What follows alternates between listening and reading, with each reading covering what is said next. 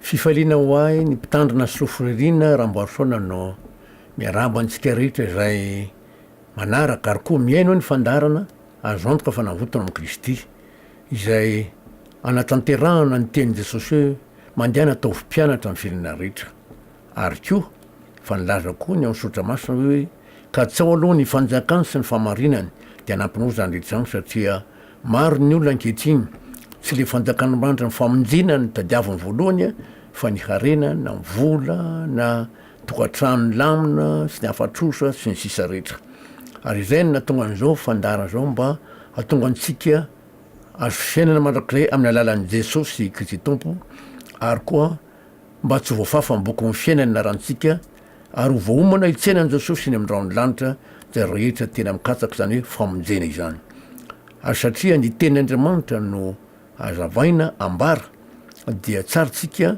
mangataka fahendrena fahalalana amin'ny tompon'ny teny dia Andriamanitra koa noho izany dia hivavaka tsika saotranao zay Andriamanitra ny famindramponao fa noho ny fahasoavanao dia tanteraka zao fotoana zao matoko sy mananteny zay fa ianao no mbola nome fahendrena fahalalana ary matsilo saina ty mpanompo tsy mahasoa ty ary metraka ny teny eo mivavako araka ny teninao raha teo ka dio ao anao ny dera ho anao ny saotra anao ny voninahitra satria hitondra famonjena ho an'ny olona maro zany ampiorona ny finoany iny amin'ny anaran'i Jesosy ary koa ny finoan'andrany nanaovana mivavaka izao saotra Andriamanitra amen alleluia zatra anditsika farany teo dia hoe ny vokatry ny ota manandeva amin'ny fiainan'ny mpanota ary ny faharanantsika zany tamin'ny Deutéronomia 20 zay tanterana ny famarana azy satria tamin'ny farany teo tsika dia teo amin'ny Deutéronomia 20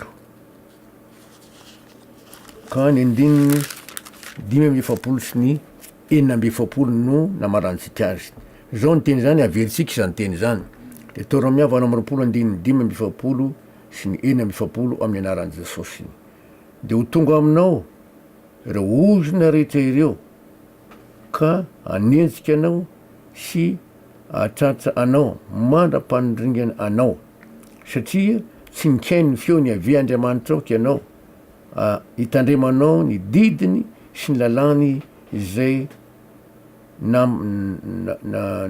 zay ny taminao eo tsika dia voalaza fa tsy mitandrina mihitsy ny olona ho zay tsy hitandremanao ny didiny sy ny lalàny izay nandidiny anao ary koa izy eo amin'ny andininy fa 6 ary ho famantara sy ho fahagagana aminao sy ny taranakao mandrakizay zany gaga misy olo ahoana ary matonga amavao nefa za mba mivavaka ihany satria tsy manaraka le ten'Andriamanitra ny olona ary raha nandinika tsika teo amin'ny 2 ka hatramin'ny 4 efa nampianarantsika zao ny vahiny aminao izy ho ambony dia ambony finao kosa ety ambany dia ambany izy ampisambotra anao finao kosa tsy ampisambotra azy ary ny vokatry ny taninao dia ho lany ny valala zay zany ho farantsika ary zany mombany amin'ny hoe vokatry hota mandeva amin'ny fiainam-panota zao ny fanambarana Deutéronomia 20 ny andininy 7 andininy 7 ka hatramin'ny 1 Deutéronomia 20 dia ny andininy 7 ka hatramin'ny 1 amin'ny anaran'i Jesosy manao hoe zava-dehibe raha tsy tandremanao ny anaraka ny teny rehetra amin'ity lalàna ity zay voasoratra amin'ny ty boky ity atahoranao zao anarina efa nankalazaina sady matahotra izao hoe Yahvé Andriamanitrao dia ataony Yahvé mahagaga ny kapoka ataony aminao sy ny taranaka sy ny zanakao dia kapoka mafy sady maharitra ela ary farahina mafy sady maharitra ela dia haveriny aminao ndray ny aretiny Egypta rehetra zay natahoranao ka kiraikitra aminao reny ary ny faharariana rehetra sy ny kapoka rehetra koa izay tsy voasoratra amin'ny ty boky ny lalàna ity aza dia ho entiny Yahvé kamely anao mandra-paharingy anao etsika dia hita fa zao tian'Andriamanitra tahotra ny anarantsika Yahvé Andriamanitra le masina indrindra ka mifatahorana zany dia ankatony tenina ary efa tsy mankatosy mitandrina ny didiny de mampatahotra amin'ny voalaza eto satria araky ny teny eo amin'ny andininy vakitsika teo 9:7 dia ataony ave mahagaga ny kapoka ataony aminao sy ny zanakao. Kapoka zany kapoka zany misy zavatra mampatahotra marary arety ny loza dia kapoka mafy sady maharitra ela ary fararina mafy sady maharitra ela. Maharitra ary mampijaly zany matoa maharitra ela. Ary ny andininy 9 dia averiny aminao indray ny aretiny Egypta rehetra zay natahoranao ka de reo tsara ny teny eto fa arety atahoran'ny olona iraikitra aminao reny, iraikitra aminao reny. Ary 9:20 misy zany aretina naloza tsy kapoka tsy voasoratra amin'ity boky ity nefa hoy ny 9:20 amin'ny anaran'i Jesosy hoe ary ny faharariana rehetra sy ny kapoka rehetra koa de reo tsara efa nazay zay tsy voasoratra amin'ity bokyny lalàna ity azy de hoentiny ave mamely anao mandra-paharinga anao. Tsy fantatro fa zay mamangy marary any amin'ny hôpitaly any tokantrano misy aretina mahatsiravina mihitsy miaritra amin'ny olona mampatahotra ary sotran'Andriamanitra efa fa Jesosy Kristy tsy mivo mala mandrakiray fa mbola manao fahagagana Andriamanitra manasitrana amin'ny alalany ary manova olona marobe. Soratsika izany etsika zany de mahita fa zao misy aretina tsy voatonin'ato ary zay indrindra zany tokony ho diniantsika hoe sao de mahazo amintsika izany. Zay zany ka ahoana zany amin'ny olona zay efa nandrain'i Jesosy zany hoe tonga zanak'Andriamanitra, manahoana ny amin'ny olona zay efa nahazo famonjena noho ny finoany, ahoana no atrehan'izao ozy ny lalàna zao. De voalaza ao amin'ny Galatiana 3 nambaran'Andriamanitra mihitsy fa mahafinaritra nanomezan'Andriamanitra mpamonjy azo antoka de Jesosy Kristy tompo. Galatiana no ahitantsika an'izay satria maro ny olona mbola matahotra ny ozona io na de efa mivavaka ao amin'ny finoana ao amin'ny Jesosy azy. Zao mivolaza ny Galatiana 3:3 Galatiana 3:3 amin'ny anaran'i Jesosy Kristy tompo anao hoe Kristy nanavitra anay tamin'ny ozony lalàna satria tonga voaozona amonjy anay izy fa voatsotra hoe voaozona zay rehetra miantona amin'ny azo. Ho an'ny olona mihiny ao amin'i Jesosy zao ny zavatra mitranga. Kristy efa nanavitra azy tamin'ny ozony lalàna, Jesosy no mitondra zany ozona zany ho azy teo amin'ny azo fijaliana. Afaka izy tsisy tokony hatahorany tsony satria nahoana moa izy ten'Andriamanitra amin'ny Romanina 9 izay mahafinaritra zany famonjena men'Andriamanitra amin'ny alalan'i Jesosy Kristy tompo zany. Zao ary mivolaza Romaina 3:1 amin'ny anaran'i Jesosy aminao hoe ary amin'izany de tsy misy fanamelona ho an'izay ao amin'ny Kristy Jesosy. Tsisy fanamelona tsony ho an'le olona ao amin'i Jesosy. Tena zava-dehibe tokoa satria zavatra marina zany satria efa afaka tamin'ny ozony lalàna izy. Kristy efa nitandrina ny didy ho azy ary ny tsy fitandreman'ny lalàna rehetra de Kristy efa nandray ny vokany afaka izy. Zay ny soratsika Andriamanitra no zany famonjeny zany. Zay zany hoe nikenao mary ity teny Romanina 9 ity raha vakitsika amin'ny teo frantsay ny 9 io dia mazava tsara ny fanambarana satria maro ny olona ny mbola matahotra le ozona, matahotra ny kapoka mafy, matahotra ny valiny ratsy nataony. Romains chapitre 8 verset 1. Romains chapitre 8 verset 1, nous lisons au nom de Jésus-Christ. Il n'y a donc maintenant aucune condamnation pour ceux qui sont en Jésus-Christ. tena mazava tsara mihitsy ny teny eto. Il n'y a donc maintenant aucune condamnation pour ceux qui sont en Jésus-Christ. Tsisy fanamelohana, tena afaka tamiteraka. Kristina navitra tsika tamozona lavitra vaosotra voaozona rehetra miantona miaro. Inona ndray mbola atahorana, tsy misy intsony. Ary efa vitany amin'ny fanambarana iny a, dia andinika indray tsika. Nambara foana zany ny ota manandevo hatramin'izay, ny vokany, ny aksany, ary hatramin'ny ozona. De mandinika indray tsika hoe ahoana indray zany ny amin'ny devoly. Afangaron'ny olona zany ny aksan'ny ota manandevo sy ny amin'ny devoly. Ka zay nahatonga anay manazava ty hoe ahoana kosa ny amin'ny devoly, ny amin'ny satana.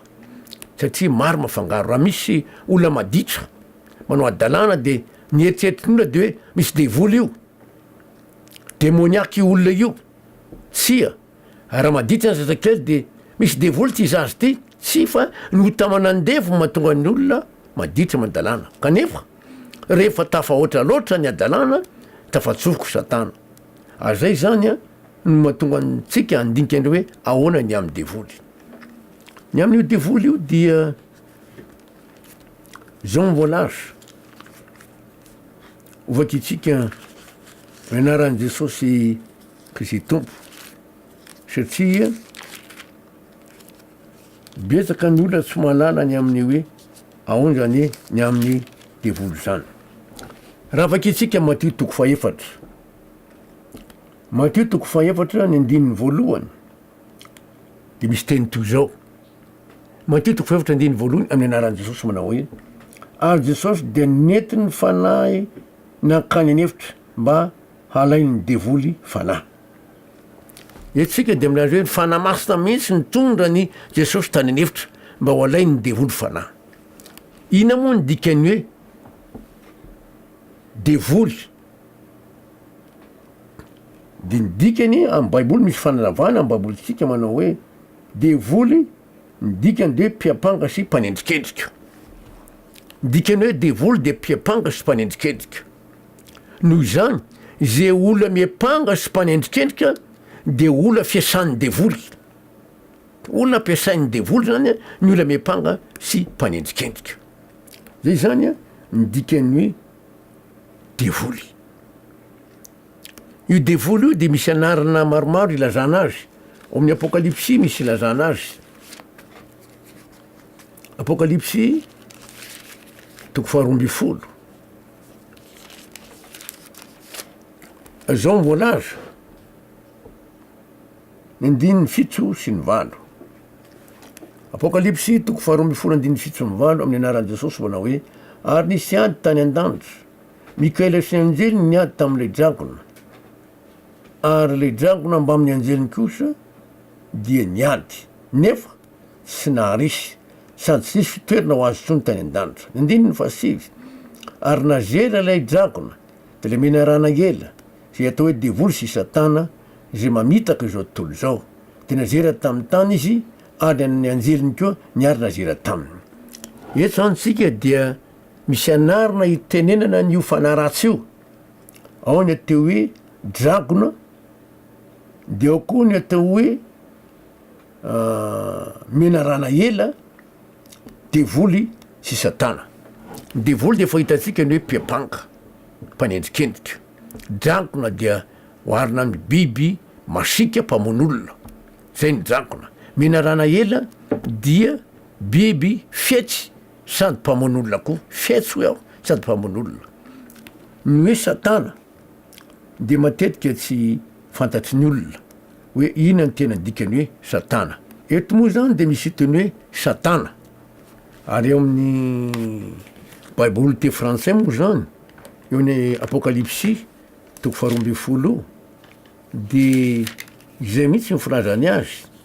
Tsara mba ho fantatsika zay satria ilaina ny mahafantatra ny dikateny, satria raha vao tsy mahafantatsika dia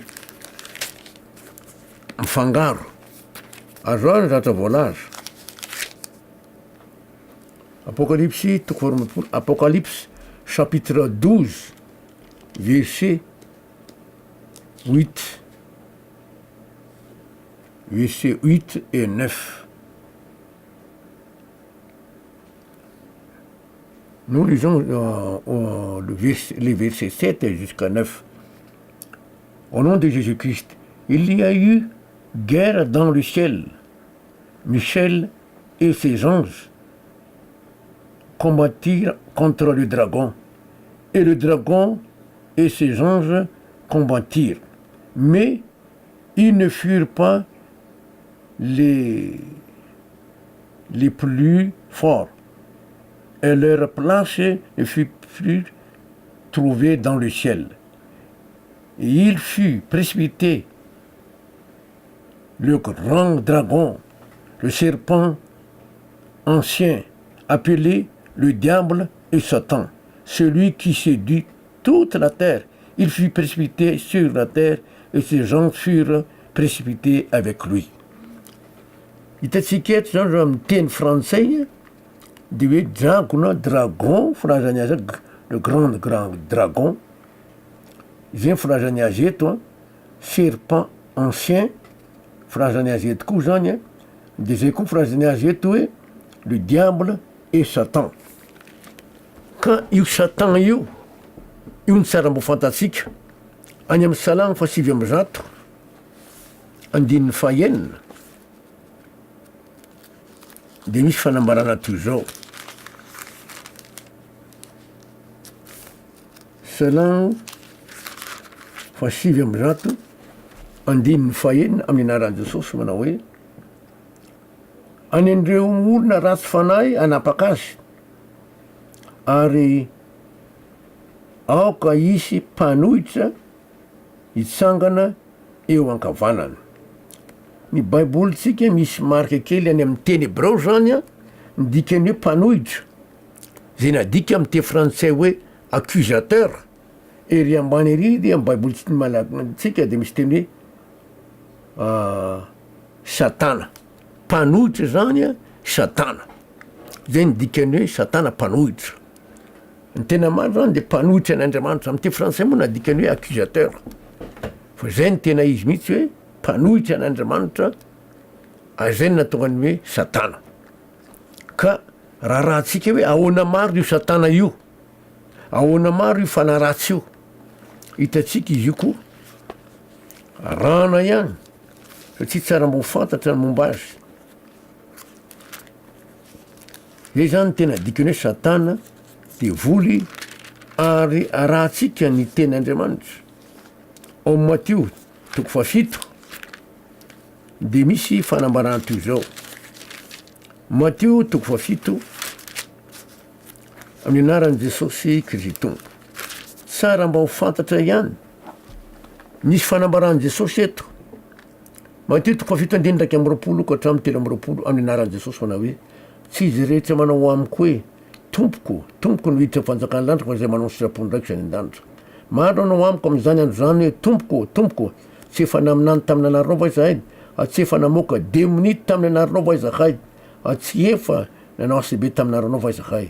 De ambarako koa marimarina hoe tsy mba fantatra akory ianareo hatrehatr'izay, niala amiko ianareo mpanao meloka. Reto de olona mpivavaka kristianina, saingy zao lazainy Jesosy fa tsy fantany, kanefa izy ireo maminany mandeha mitoro zany, mitondra ny afatr'Andriamanitra ary mamoaka ny demoni. Eo tsika de mahita andeny hoe mamoaka ny demoni, satria dikan'izay hoe demoni zany a de fanaratsy zany. Misy marika kely ery ambany ery baibolitsika de hoe fanaratsy na anjely ratsy. Dikany hoe demoni zany a de anjely ratsy na fanaratsy. Zay zany ny tena dikany, ka tsara mbo fantatsika zay zavatra zay. Ary misy ndray ny teny hoe démoniaque, tsara mbo fantatra koa zany hoe ina ny dikany hoe démoniaque. Matthieu 4 any andininy 3:20 sy 4:20.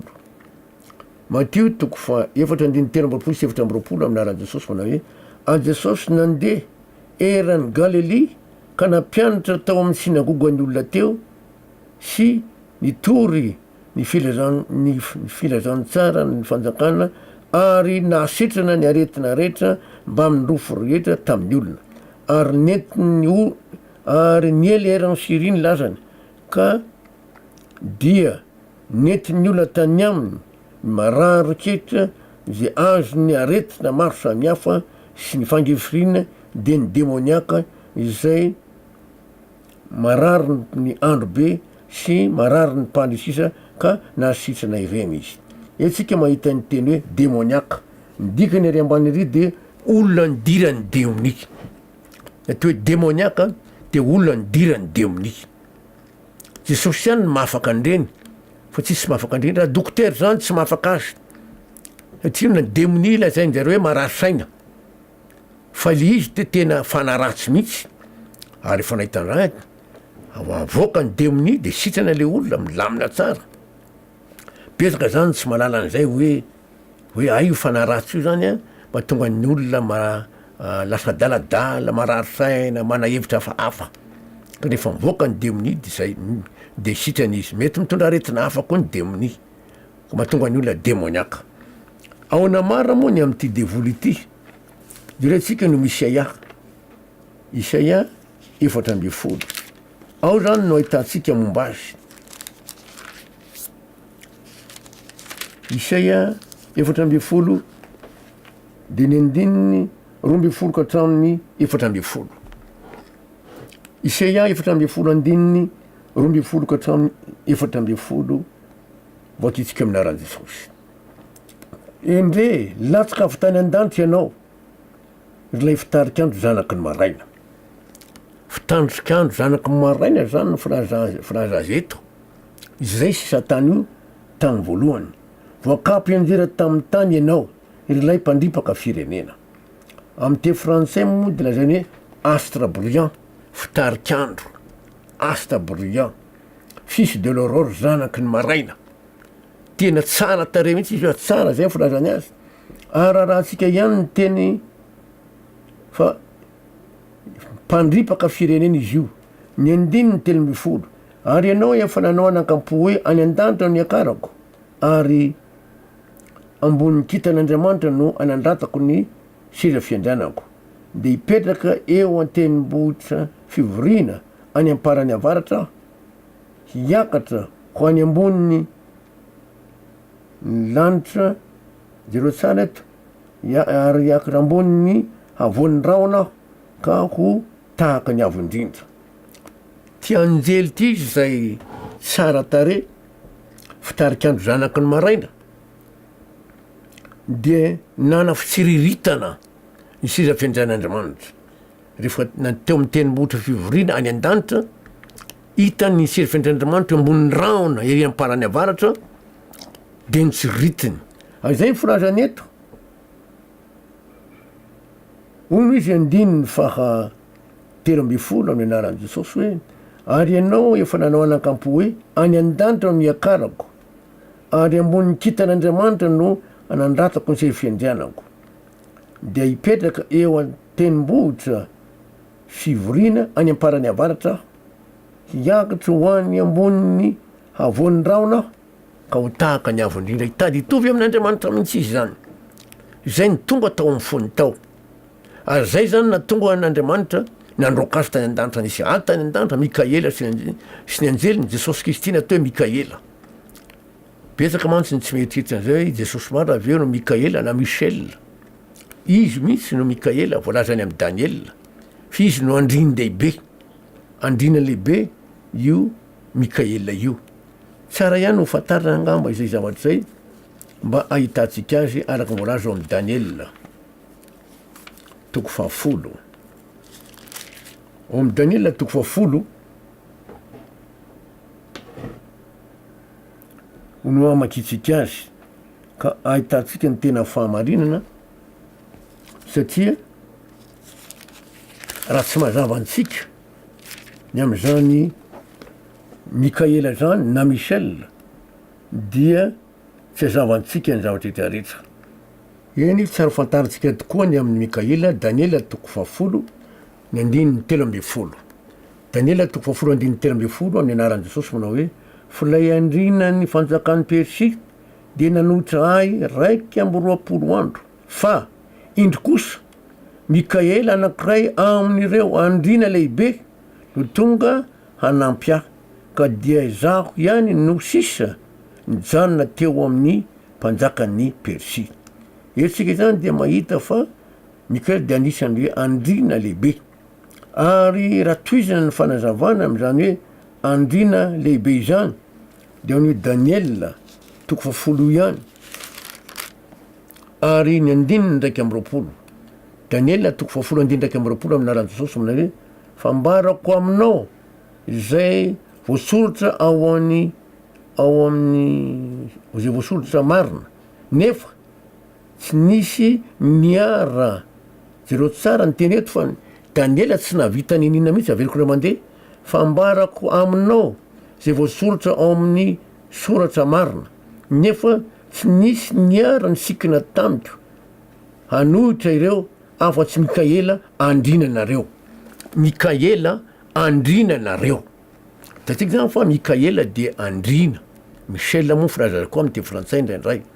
Ka izany Mikaela zany zany tena zava-dehibe mihitsy miady ho antsika.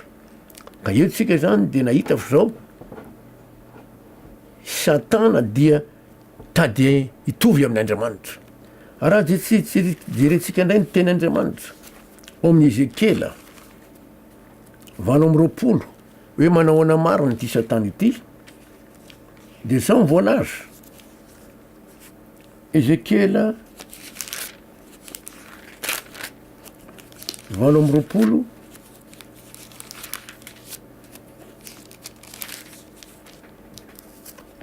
ny 4 ka hatramin'ny 7. Ezekela 20 andiny 7 ka hatramin'ny 7 aminaran'i Jesosy. Sy ianao dia kerimobima voaositra zay manaloko, fa voatendriko ianao. Tao an-tendrombohitra masina n'Andriamanitra ianao, tao amin'ny vato mirehitra no nitsangatsangananao. Satana zany izay nanohitra Mikaela io dia tsy inona akory fa tena kerobima voatendrin'Andriamanitra voaositra mihitsy izy io. Alazainy hoe manaloko zany hoe dikany hoe manaloko amin'ny teny frantsay de protecteur. Voatendry ary manana tombontsoa nandeha tao amin'ny tendrombohitra masin'Andriamanitra izy, izay nahitany ny seza fendran'Andriamanitra fa mitonga ho avo ny fivoriana ny an-danitra, ary tsangatsanga tao amin'ny vato mirehitra. Tsy nanantsiny ianao tamin'ny alenao ny 15 hatramin'ny andro namoronanao ka mandra-pahita heloka atao aminao. Noho ny abetsahan'ny varotra nataonao dia nofenoina loza atao aminao ka nanotaka ianao. Dia nolotoko ka nariko niala tamin'ny tendrombohitr'Andriamanitra ianao, ary nosombako ianao ry kerobima manaloko hiala tao amin'ny vato mirehitra. Noho le fahotany tsy ritran'ny voniny seza fendran'Andriamanitra te hitovy amin'Andriamanitra dia nindroany izy hita tao amin'ny fahotany. Ary izy io dia tena tsara tarehy ny 17 amin'ny Ezekela 20 amin'ny anaran'i Jesosy hoe niavonavona ny fonao noho ny hatsaran-tarehinao, efa nahasimba ny faindrenao mba amin'ny fahamira-piratanao ianao, nazerako eny amin'ny tany ianao sady nalitotro ho fitalanjonany ireo mpanjaka. Natakalony avonavona ny hatsara-tarehiny sy ny voninahiny rehetra, araka voalaza eto simba ny faindreny mba ny famira-piratany, ary zay ny hatsara-tarehiny natakalony an'izany avonavony zany. Mbola hitatsika ny toyn'izy io fa tena ratsy mihitsy ny asan'ny Satana io, na ny devoly na menarahina na drakona. Fa dia ho fatatsika manaraka ny toeny dia Andriamanitra ny ombantsika anamarina hoe tena ratsy maro io Satana io, ka azo antoka na aminjen'Andriamanitra antsika tanamesany an'i Jesosy mpamonjy hiady ho antsika nandrava ny asan'ny devoly amin'ny fiainan'izay olaminy. Hivavaka tsika. Saotranao zay Andriamanitra mifamindramponao, saotra ny fahasoavanao satria miasa ianao namarany tenao hatrany. Dia matoky sy manantena fanzarotra ambara dia atonga ny olona hino ny famonjena tolotrao, satria zahay dia tsy afaka miady amin'izany devoly Satana mirarana drakona zany satria tsy hitanay maso izy, fa ny alalan'i Jesosy Kristy tompo kosa no azonay miady mandresy ary atonga anay mpandova ny fiaina mandrakizay amin'ny alalan'i Jesosy. Ho anao ny dera saotra ary voninahitra Andriamanitra minaran'i Jesosy. Amen. Alleluia. Veloma mandram-piona manaraka ny ray minaran'i Jesosy. Amen.